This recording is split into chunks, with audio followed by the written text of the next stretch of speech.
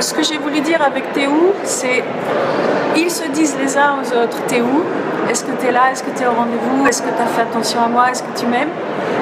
Et quand on leur parle de Dieu, ils disent Dieu, de toute façon, moi j'en ai pas besoin. Puisque je ne le vois pas, puisque il est où votre Dieu? Et troisièmement, c'est la question de Dieu à Adam. Après qu'il a transgressé l'interdit, Dieu ne dit pas à Adam, mais quel imbécile tu fais, mais il lui dit, où en es-tu de l'alliance que j'ai envie d'établir avec toi? Et ce que je voulais demander aux enfants avec ce Théo, c'est vous vous situez comment par rapport à tout ça? Et non pas par rapport à un Dieu qui n'existe pas, et en plus on s'en fout parce qu'il ne sert à rien, mais d'abord par rapport à l'autre, qui ne pense pas la même chose que vous, et par rapport à vous-même, qu'est-ce que vous pensez?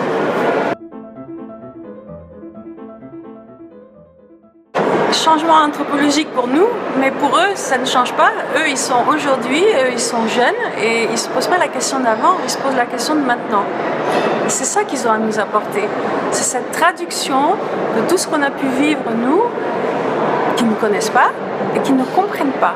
C'est-à-dire qu'ils nous disent de quoi vous parlez, c'est incompréhensible.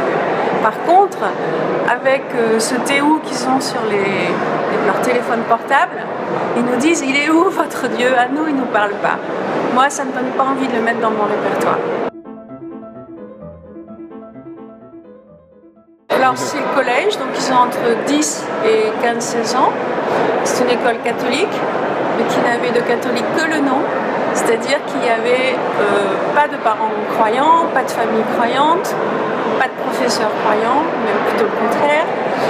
Vous pouvez vous imaginer 3 ou 4 musulmans par classe, 2 juifs et à peine un catholique pratiquant, à peine, il fallait vraiment le chercher. C'est pas moi qui les questionne, c'est je leur demande quelles questions vous voudriez poser à Dieu s'il était là avec nous. Et ils posent ces questions, on en débat, ensuite on a une minute de silence pour essayer de découvrir cette intériorité qui leur fait tellement peur. Ils disent le silence, moi quand je suis dans le silence, j'ai envie de faire du bruit. Peut-être que le silence c'est pour les vieux, parce que ma mère elle adore le silence. Et une fois qu'on a eu cette minute de silence, ils écrivent. Et ce sont ces écritures dont je fais la saisie ordinateur, anonyme, que nous reprenons la fois suivante. On les lit et ça relance une discussion. Donc chaque classe, chaque enfant, d'une phrase à l'autre et d'un écrit à l'autre, traduit ce désir de peut-être rencontrer Dieu, en tout cas de s'expliquer entre nous de quoi on parle. Il est où? Je crois que c'est exactement ce qu'ils nous disent. C'est-à-dire, si vous voulez que Dieu nous intéresse, faites quelque chose.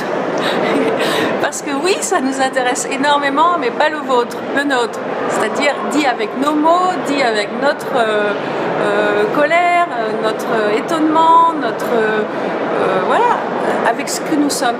Et c'est exactement ce que j'ai reçu. Pour moi, c'était un cadeau, ça. Et ce que j'ai eu envie de transmettre, tellement c'est neuf, et tellement ça me paraît... La résurrection, c'est vraiment ça. Quand vous dites aux enfants la résurrection, ils disent quoi? La quoi? Et Jésus est ressuscité, quoi? Et quand ils disent Jésus de le retour, là, ils comprennent. Alors, je ne vous dis pas qu'on a tout traduit de manière comme ça, un peu sensationnelle, mais que chacun a pu, dans son cœur, avoir un interstice dans lequel, oui, lui, il a compris, il a pigé un truc, il a traduit quelque chose qui avant était de l'ordre de... Même Mars leur est plus proche en pensée que ce qu'on essaye de leur transmettre avec la foi.